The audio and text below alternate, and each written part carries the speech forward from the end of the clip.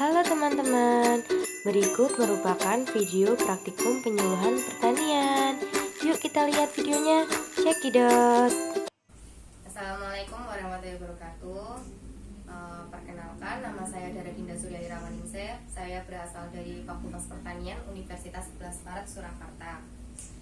Di sini saya praktikan yang berperan sebagai penyuluh akan menyampaikan materi mengenai pengendalian kutu kebul. Di mana saya menyampaikan materi tersebut karena banyaknya petani yang mendapatkan tanaman cabainya itu menjadi kerdil dan daunnya menguning. Bukan hanya itu, pertumbuhan juga berhenti dan tidak menghasilkan buah. Setelah diperhatikan, ternyata terdapat hewan berwarna putih yang berterbangan dan hinggap di bawah daun cabai. Kerusakan tanaman cabai akibat virus yang ditularkan itu lebih merugikan ketimbang hama kutu kebul tersebut. Di dunia ini ada 4 spesies kutu kebul yang sering menimbulkan masalah, bahkan menyebabkan kerugian yang tidak sedikit. Lalu kemudian terdapat gejala serangan. Gejala serangan yang terdapat pada kutu kebul tanaman cabai yaitu kerusakan langsung pada tanaman disebabkan oleh imago dan nimfa yang menghisap cairan daun. Itu dapat berupa gejala bercak nekrotik pada daun akibat rusaknya sel-sel dan jaringan daun. Ekskresi kutu kebul menghasilkan madu yang merupakan media yang baik untuk tempat tumbuhnya embun jelaga yang berwarna hitam. Hal ini menyebabkan proses fotosintesa tidak berlangsung secara normal. Kemudian selain itu ada kerusakan langsung oleh isapan imago dan nimfa. Itu kutu kebul sangat berbahaya karena dapat bertindak sebagai vektor virus yang dapat menyebabkan kehilangan hasil sekitar 20-100%. Setelah kita ketahui gejala-gejala serangannya, itu dapat kita lakukan pengendalian. Pengendalian yang dapat dilakukan itu ada 4. Yang pertama ada kontrol teknis, yang kedua ada pengendalian fisik atau mekanis, dan yang ketiga ada pengendalian hayati, yang terakhir ada pengendalian secara kimiawi. Yang pertama itu kultur teknis dapat kita lakukan dengan cara menanam pinggiran lahan dengan tanaman jagung atau bunga matahari sebagai barir yang dapat memperbanyak populasi agen hayati. Selain itu ada pergiliran rotasi tanaman, yaitu selain tanaman inang. Tanaman inang itu contohnya seperti tomat, cabai, kentang, mentimun, terong, kubis, dan lain-lain.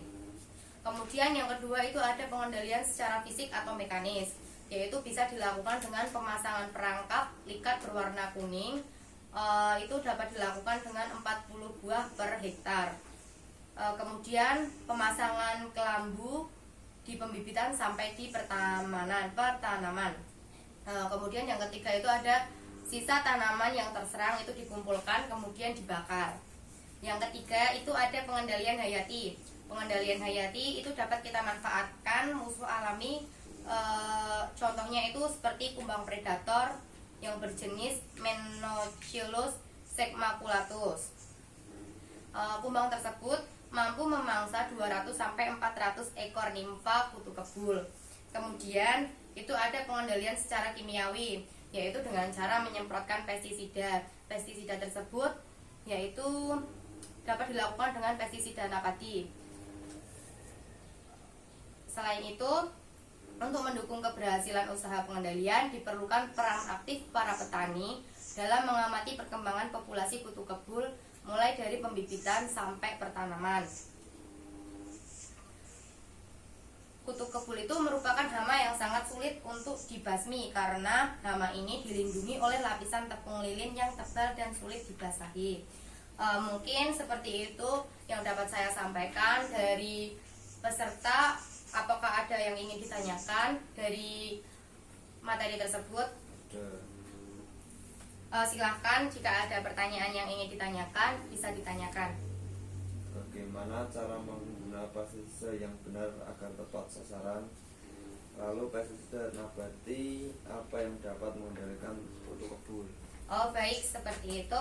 Pestisida yang baik dan benar untuk diaplikasikan agar tepat sasaran, yaitu cara menyemprotkannya itu diusahakan mengenai daun bagian bawahnya, dan kemudian itu perlu dihindari untuk penyemprotan pestisida itu terlalu banyak karena dapat mendorong meningkatnya populasi kutu kebul. Kemudian pestisida nabati seperti apa yang dapat diberikan atau diaplikasikan itu seperti nimba, tagetes, enceng gondok, dan rumput laut yang dapat mengendalikan kutu kebul.